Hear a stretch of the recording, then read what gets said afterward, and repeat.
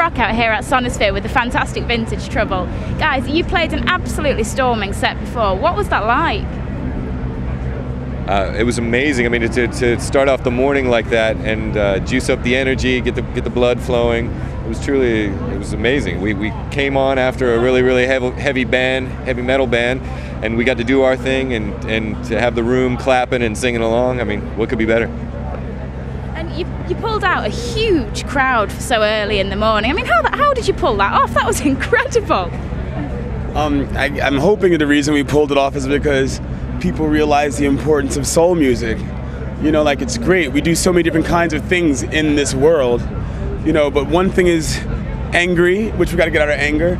But, you know, soul is about joy, and it's about getting to the anger and releasing it. So I'm hoping that people felt something. I mean, maybe some people knew our name ahead of time, but I would really hope to think really more so it had to do with them feeling something and that drew them toward it, you know? Yeah. I mean, you're not by any chance your stereotypical rock or metal band. I mean, what's it like to play with all these proper, like, thrash artists and heavy people like this? For us, it's fantastic. I mean, Mama always said, given the choice between same and different, always go for different. So, you know, I love that, and it tends to, for us, it's just fuel, because we're like, okay, it's a challenge. It's going to be a challenge to be a little sticking out, but in a good way. And yeah, it proved to be the case, right? And you've just come off tour with Bon Jovi. I mean, what was that like? Playing with Bon Jovi was amazing, because you had these amazing, huge arenas, stadiums. You know, he's Bon Jovi and the entire band Bon Jovi, they're just legends. They're our heroes. They have had sustainable energy for over 30 years, you know what I mean? So the arena, it makes you feel like you're living the childhood dream. But for us, you know, there's the adult dream, which is playing in a dirty club, and we kind of prefer that. That's kind of where we feel home. The stadiums, Bon Jovi, that was like vacation. A dark, sweaty club with troublemakers, that's home. Hallelujah.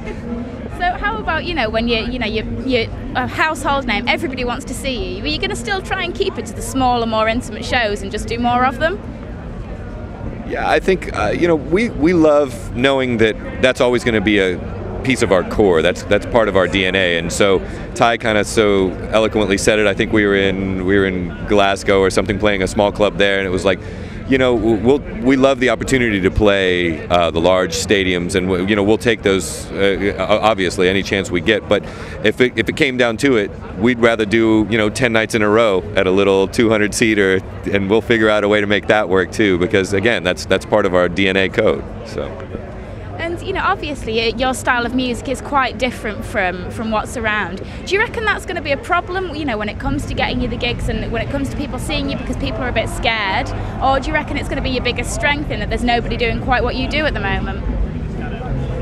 I think it'll do both things. People will be scared because they don't understand it, but then they'll come to it. And I guarantee once they're there, if they allow themselves to be open, they will find something pure in it, and then it will move through their bodies, I can guarantee you, if they just let everything else go.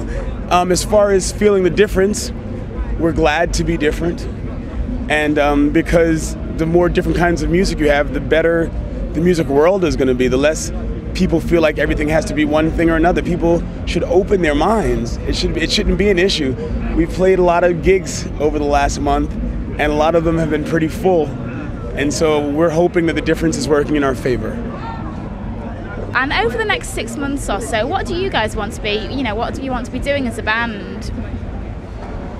I think, fortunately, our record's coming out on July 25th here officially in the UK. So we can get the official UK release under our belts. And then, you know, we've got some plans to keep going around and building the Troublemaker army around the UK. But as far as a 6-month plan, you know, we're just going to have to see how things unfold, because I think we want to keep taking this to, you know, to Europe, to Asia, to South America, and eventually wind it back up in the States, and you keep doing what we're doing. So. Brilliant. And so hopefully, you know, we can hope for another UK tour from you guys at some point soon. Absolutely, yeah, absolutely. Yeah, I mean, we're not leaving, and we'll be here until Christmas already anyway, so soon is now. Yeah. If you had one piece of advice from people trying to break into the music scene at the moment, what would it be? Concentrate on the music and less on the business. Yeah, that's great. Yeah, listen to what's going on within your bandmates from a chemistry standpoint. Really get into it and live inside the music. The rest of the stuff's just, it's all crap. So, guys, thank you so much for your time today. It's been an absolute pleasure, and we'll see you again soon. thank you.